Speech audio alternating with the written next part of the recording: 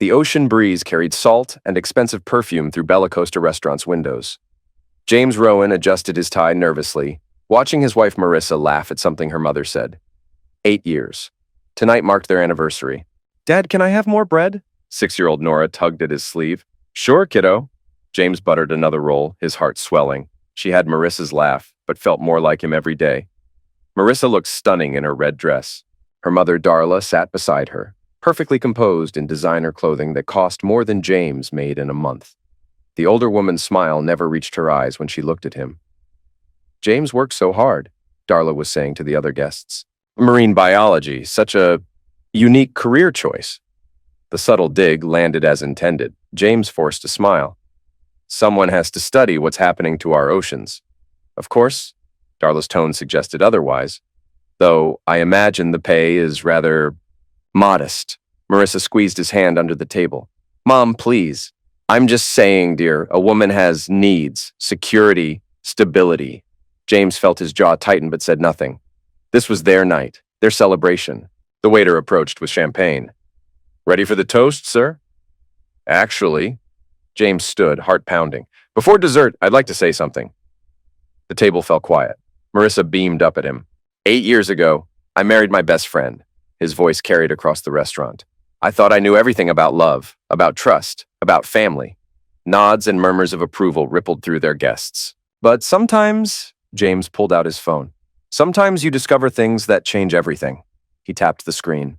The restaurant's sound system crackled to life. The audio was crystal clear. Marissa's voice, breathy and urgent. "God, Zane, we can't keep doing this." A man's voice, deep and confident.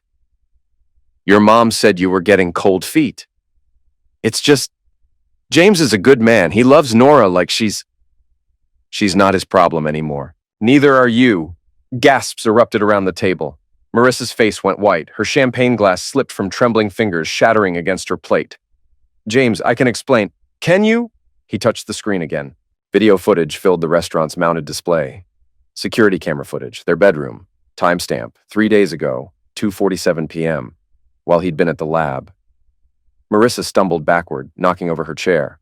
Darla's face had turned ashen. "One more thing." James's voice cut through the chaos like a blade. "This whole thing, the affair, the lies, everything, her mother set it all up." He played another recording. Darla's voice clear as day. "You remember what I told you back then? All you had to do was get pregnant. That's it. Once he thought she was his, he was never going to leave." The restaurant erupted. Guests shouted questions. Someone screamed. In the chaos, James leaned down to whisper in Marissa's ear.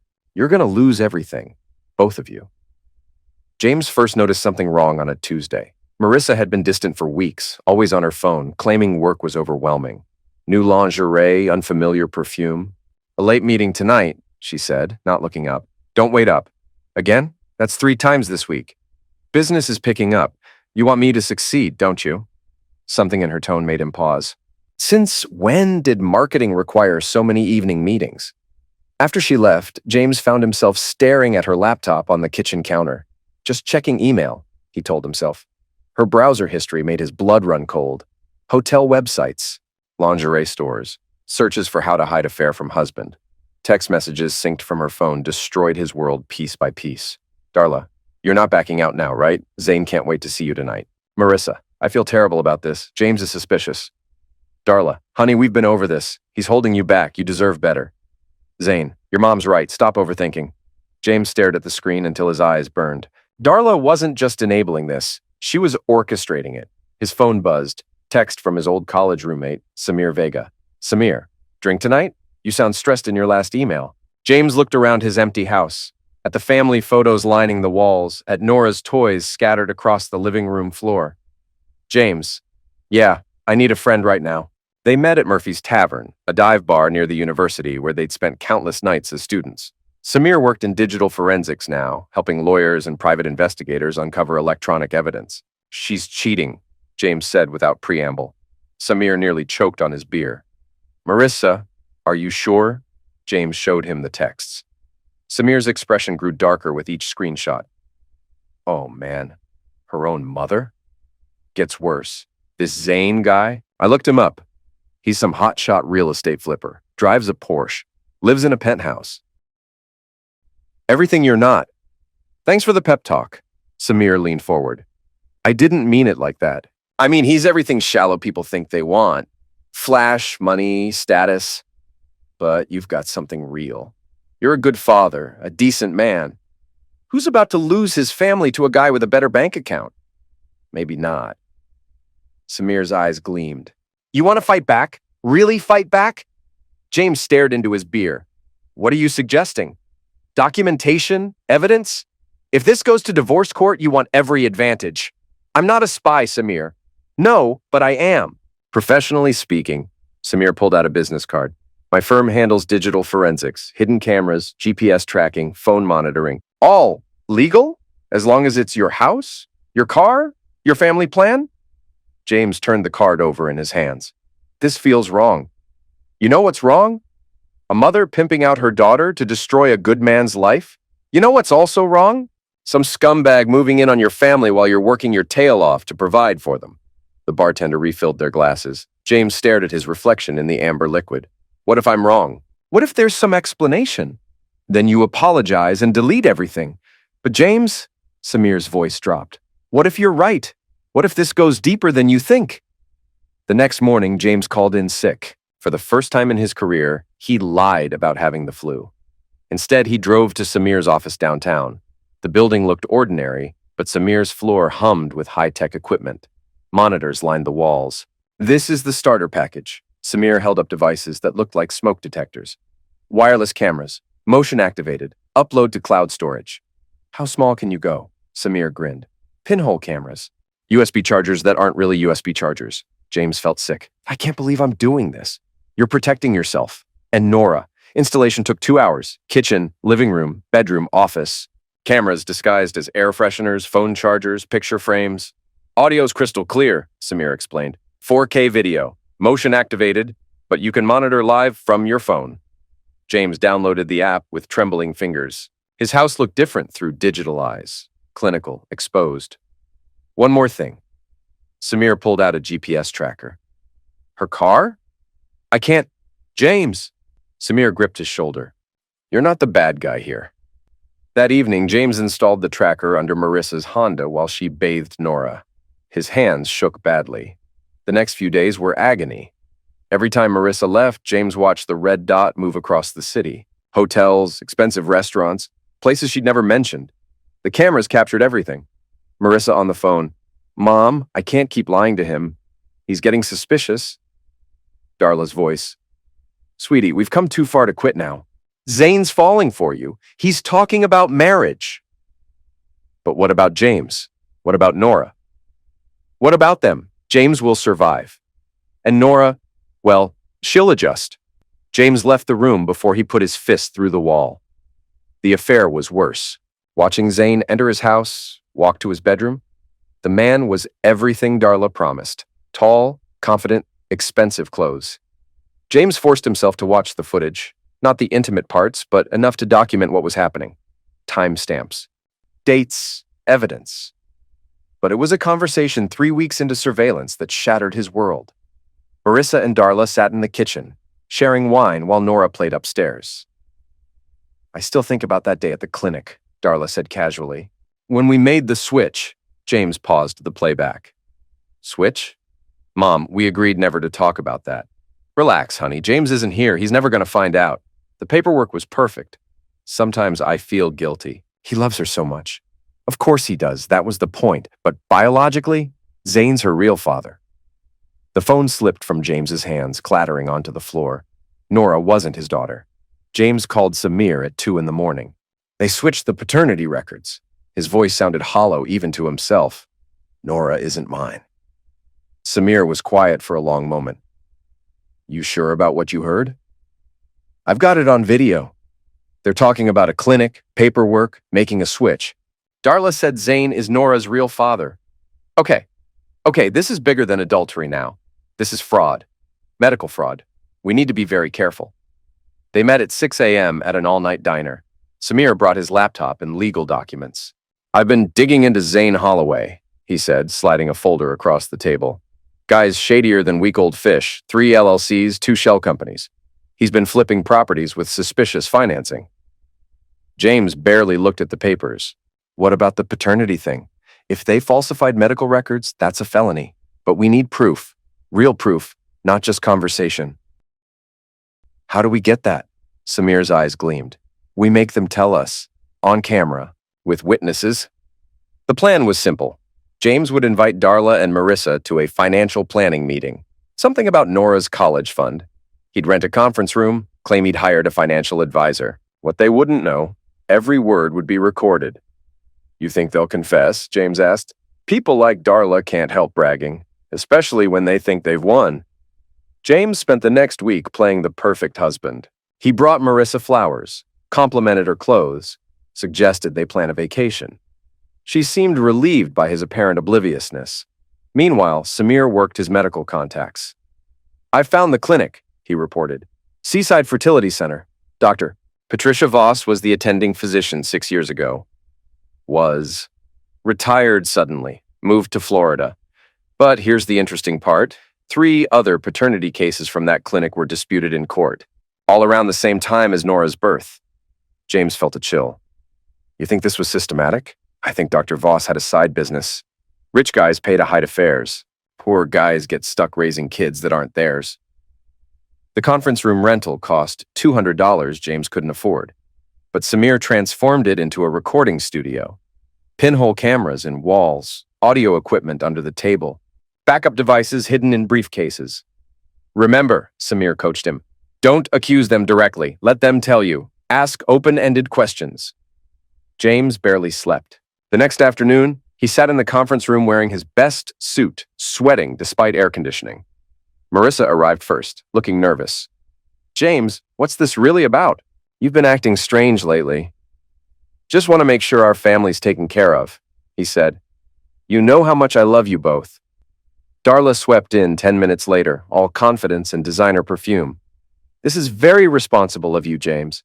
Planning ahead. They sat around the polished conference table. James poured coffee from an expensive service he'd rented for the occasion. So, he began carefully, I've been thinking about Nora's future. College, wedding, all that stuff. That's sweet, Marissa said, but her voice sounded strained. The thing is, I want to make sure everything's set up right. Legally, I mean. James looked directly at Darla. Sometimes there are complications with family financial planning, especially when paternity gets complicated. Darla's coffee cup froze halfway to her lips. What do you mean? Marissa asked. Oh, legal stuff.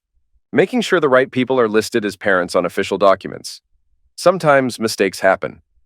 Records get mixed up. Darla set down her cup carefully. James, what are you getting at? Nothing specific. Just making sure everything's above board. He leaned back, trying to look casual. I mean, we've all got secrets, right? Things we thought we'd never have to explain. The room fell silent. Marissa looked back and forth between her mother and husband. Darla's eyes narrowed. What exactly are you asking? I'm asking if there's anything about Nora's birth that I should know about. Anything that might affect financial planning, insurance, legal stuff. Like what? James's heart pounded. Like whether I'm actually her father? Marissa gasped. Darla went very still. Of course you're her father, Marissa said quickly. James, why would you even... Because I heard you talking. James's voice stayed level. 3 weeks ago, in our kitchen, you were discussing a switch at the clinic. Darla laughed, but it sounded forced. You must have misunderstood. I have it on video. The words hung in the air like smoke. Marissa's face went white. Darla's composure finally cracked. You've been spying on us? I've been protecting myself. And it's a good thing because you've been lying to me for 6 years. Darla stood up abruptly. We're leaving. Sit down. James's voice turned cold. We're going to finish this conversation. You can't make us... Actually, I can. Because if you leave now, I call the police. I call the state medical board. I call everyone who needs to know about your little arrangement with Dr. Voss. Darla froze. How do you know about... Sit. Down. They sat. James leaned forward. Now, tell me about the switch. Darla looked at her daughter, then back at James. Something shifted in her expression, resignation mixed with spite. You want the truth? Fine. Yes, we switched the records. Nora isn't yours. She's Zane's. Marissa buried her face in her hands. Mom, don't... Why should we protect him now? He's been spying on us like some creep. Darla's voice turned vicious. You think you're so moral, so righteous, but you were never good enough for my daughter. Never rich enough, never ambitious enough. So you what? Decided to trap me? I decided to give Marissa options. She was pregnant, scared, didn't know what to do. Zane wasn't ready to be a father then. But you? You were desperate to marry her, so we made it easy. By lying about paternity? By giving you what you wanted, a family, a beautiful daughter. You should be grateful. James stared at her. Grateful. You got 6 years with a child who adores you. 6 years of feeling like a real man, a real father. Do you know how many men never get that? She's not my daughter.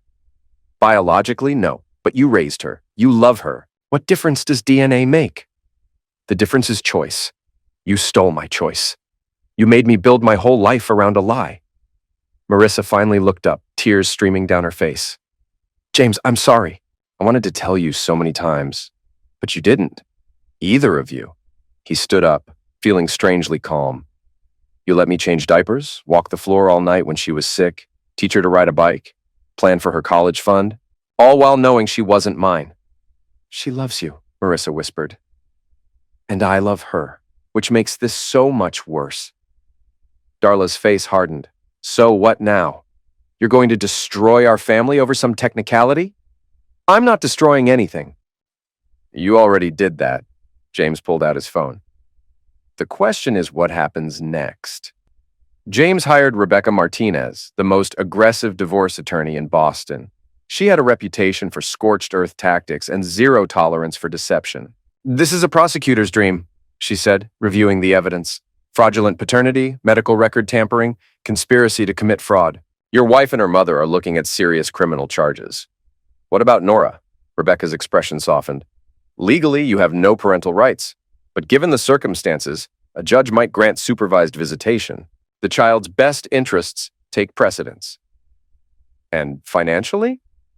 You won't owe child support. In fact, you might sue for damages. 6 years of financial support under false pretenses? That's easily 6 figures. James stared out at Boston Harbor. I don't want their money. I want justice. Justice comes in many forms, but first, we move fast. File for divorce immediately before they hide assets or coordinate stories. The papers were served the next morning while Marissa was dropping Nora at school. James watched through the kitchen window as the process server approached her car. Marissa's face went through a series of emotions: confusion, recognition, and finally, panic. She burst through the front door 20 minutes later. James, what the heck is this? He sat calmly at the kitchen table, sipping coffee. Legal papers. I'm divorcing you. You can't do this. What about Nora? What about our family? What about them? According to you and your mother, we never had a real family. Marissa sank into a chair, scanning the documents. Fraudulent paternity? James, this will ruin everything. My job, my reputation. Should have thought of that before you lied to me for 6 years. I can explain. No, you can talk to my lawyer. And Marissa? He stood up, straightening his tie. You might want to find a good attorney, because this is just the beginning. Darla arrived an hour later, storming into the house like a hurricane. You son of a gun, she screamed. You think you can destroy my family? James didn't look up from his newspaper. Your family destroyed itself. I'll fight this. I have lawyers too. Good, you'll need them. She lunged toward him, but James was ready. He caught her wrist before she could strike him. Touch me again, and I'll have you arrested for assault. His voice was ice cold. Get out of my house. This isn't over. Actually, it is. You're trespassing now. Leave, or I call the police. Darla left, but not before knocking over a lamp and screaming threats that the neighbors definitely heard. James called Samir. Phase 2 is a go. While James and Marissa battled in family court, Samir had been busy investigating Zane Holloway's business dealings. What he found was a web of financial crimes that made the paternity fraud look minor by comparison. He's been running a real estate money laundering scheme, Samir explained over lunch. Buying properties with dirty money, flipping them, selling to shell companies owned by the same dirty money sources. It's textbook. How does this help us?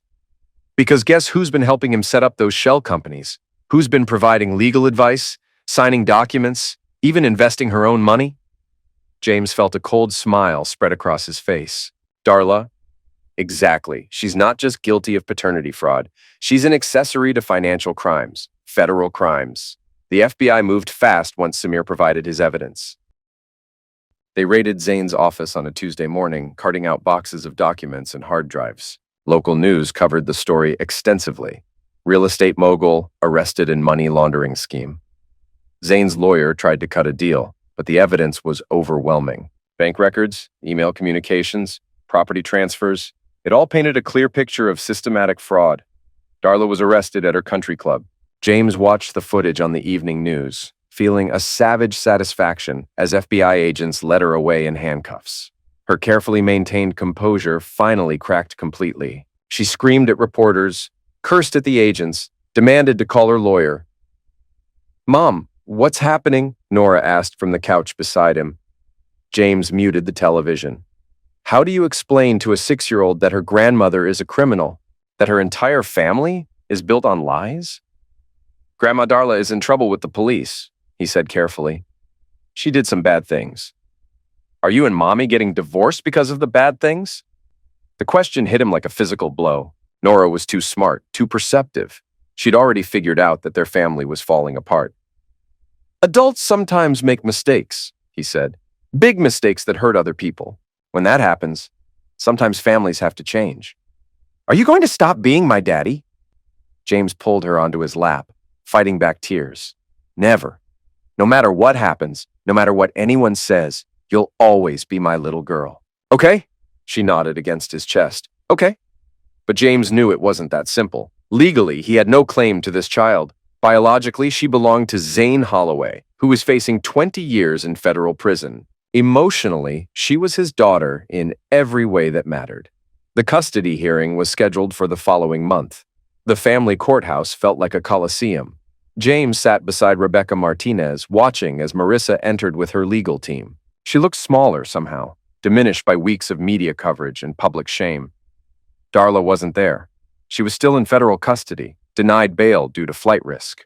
Judge Patricia Hawkins had a reputation for no-nonsense rulings and zero tolerance for lies. She reviewed the case file with a stern expression before calling the court to order. "This is highly unusual," she began. "We have allegations of paternity fraud, medical record tampering, and conspiracy spanning multiple years. Mrs. Rowan, your attorney wishes to make an opening statement." Marissa's lawyer, a nervous young man named David Chen, stood up. "Your Honor, my client was a victim herself, pressured by her mother, manipulated by older, more experienced conspirators." "Objection," Rebecca interrupted. "Mrs. Rowan was an adult who actively participated in defrauding my client for 6 years. Sustained. Mr. Chen, stick to facts, not sob stories." The first witness was Dr. Patricia Voss, subpoenaed from her retirement in Florida. She looked uncomfortable as she took the oath. "Dr. Voss," Rebecca began, "did you alter paternity records at Seaside Fertility Center?" I need to invoke my Fifth Amendment rights." "Your Honor, Doctor, Voss has already been granted immunity in exchange for truthful testimony." Judge Hawkins fixed the doctor with a stern look. "Answer the question." Dr. Voss squirmed. "Yes, I altered records in several cases." "Including the birth certificate for Nora Rowan?" "Yes." "Who paid you to make these alterations?" "Darla Kramer. She said her daughter was in a complicated situation, that it would be better for everyone if certain adjustments were made." "How much did she pay you?" $50,000. Gasps echoed through the courtroom. James felt sick. $50,000 to steal his fatherhood. Rebecca continued. "And you changed the paternity records to show James Rowan as the father instead of Zane Holloway, without Mr. Rowan's knowledge or consent?" "Yes." Marissa was crying quietly at the defendant's table. Her lawyer looked like he wanted to disappear. The next witness was Samir, who presented the digital evidence methodically. Audio recordings, video footage, financial records. The conspiracy laid bare in excruciating detail. "And you can confirm that these recordings are authentic?" Rebecca asked. "Absolutely. I supervise the collection personally using professional-grade equipment. Chain of custody has been maintained throughout." Judge Hawkins reviewed the transcripts. "Mrs. Rowan, do you dispute the authenticity of these recordings?" Marissa's lawyer whispered in her ear, but she shook her head. "No, Your Honor." "So, you admit to participating in paternity fraud?" Another whispered conference. Finally, Marissa stood. "Yes, Your Honor, I admit it." The judge's expression hardened. Mr. Rowan, would you like to make a statement? James stood, his legs unsteady. Your Honor, I loved my wife. I loved our daughter. I built my entire life around what I thought was my family. I worked extra hours to pay for dance classes and birthday parties. I saved every penny for college funds. I taught her to swim, to ride a bike, to believe in herself. His voice grew stronger. They stole that from me. Not just the money, not just the time. They stole my right to choose my own life, my right to know the truth about my own family. What are you asking the court to do? I want justice, Your Honor. Criminal charges for fraud, financial restitution for 6 years of support under false pretenses, and, his voice broke slightly, I want visitation rights with Nora. She didn't choose any of this. She shouldn't be punished for her mother's crimes. Judge Hawkins was quiet for a long moment. This court finds the defendant guilty of conspiracy to commit paternity fraud, falsification of medical records, and criminal deception. Mrs. Rowan, you are sentenced to 2 years in state prison, suspended to 6 months with 5 years probation. You will pay full restitution to Mr. Rowan in the amount of $127,000, representing documented financial support provided under false pretenses. Marissa collapsed in her chair. Regarding custody of the minor child, the judge continued, this presents a unique situation. Biologically, Mr. Rowan has no parental rights. However, given the circumstances and the child's emotional attachment, this court grants supervised visitation pending further psychological evaluation. James felt a weight lift from his chest. Not everything, but something. A chance to maintain a relationship with the little girl he'd raised. Furthermore, Judge Hawkins added, I am referring this case to the district attorney for possible criminal prosecution. This level of systematic fraud cannot go unpunished. As they left the courthouse, Rebecca pulled James aside. This isn't over. Darla's federal trial starts next month. Zane's pleading out, but he'll still do time. And Marissa? She'll be lucky to avoid criminal charges herself. James looked back at the courthouse steps, where Marissa sat sobbing into her hands. 6 months ago, she'd been his wife, his partner, the mother of his child. Now she was a convicted felon who destroyed their family for money and status. He felt no satisfaction in her downfall, only emptiness where his old life used to be. 3 months later, James was moving out of the house they'd shared. Most of the furniture would be sold to pay legal bills. The family photos were the hardest part, years of memories that now felt like lies. He was packing books when he heard a car in the driveway. Through the window, he saw Marissa climbing out of an old Honda. She looked thin, exhausted, nothing like the confident woman he'd married. She knocked hesitantly. James, can we talk? He opened the door but didn't invite her in. What do you want, Marissa? I wanted to apologize before you left. Apologize. The word tasted bitter. For what part? The adultery, the lies, stealing 6 years of my life? She flinched. All of it. I know you hate me. I don't hate you. I don't feel anything for you. That's worse, isn't it? Rain had started falling, soaking her hair and clothes. She made no move to seek shelter. I lost everything, she whispered. My job, my friends, my family, Mom's in federal prison. Zane won't even take my calls, and you... What about me? You were the only good thing in my life, the only real thing. I threw it away for what? Money? Status? Mom's approval? James studied her face, looking for signs of the woman he'd once loved. She was there, somewhere underneath the guilt and shame, but too damaged to matter now. You made your choice, he said quietly. All of you. You chose Zane's money over our marriage. You chose Darla's schemes over honesty. You chose everything except me. If I could take it back, you can't. And even if you could, how would I ever trust you again? How would I know when you were telling the truth? She had no answer. James pulled an envelope from his jacket pocket. Your final divorce papers. We're officially done as of yesterday. She took the envelope with shaking hands. What about Nora? What about her? Will you tell her the truth about Zane being her biological father? James considered this. Someday when she's old enough to understand, but I'll also tell her that biology doesn't make someone a parent. Love does. Care does. Being there every day does. You'll still be her father? In every way that matters, yes, the court agrees. Relief flooded her face. Thank you. Don't thank me. I'm not doing it for you. I'm doing it for her. Marissa turned to leave, then stopped. James, do you think you'll ever forgive me? He watched the rain drip from her hair, remembered all the mornings they'd shared coffee at the same doorway, all the evenings they'd planned their future together. "I don't know," he said honestly. "Ask me in 10 years." She nodded and walked back to her car. James watched her drive away, then closed the door on that chapter of his life forever. Epilogue. 6 months later, James stood on the deck of his new apartment, watching Nora build a sandcastle on the beach below. The custody arrangement worked better than anyone had expected. She spent weekends with him, holidays alternating between her mother and the man who'd raised her. She called him Dad. That hadn't changed. Marissa had moved in with her sister in Vermont, working as a cashier at a grocery store. Darla was serving 18 months in federal prison. Zane had pled guilty to money laundering and tax evasion, sentenced to 8 years. The revenge James had planned was complete, but it felt different than he'd expected. Not satisfying exactly, more like closing a wound that had been festering for too long. "Dad," Nora called from the beach, "come help me with the towers." James climbed down the wooden steps. He had a daughter to raise, a life to rebuild, and finally, after everything, the truth to build it on. As the sun set over the Atlantic, James realized that some victories weren't about destroying your enemies. Sometimes they were about saving what mattered most from the wreckage they'd created. In the end, that was revenge enough.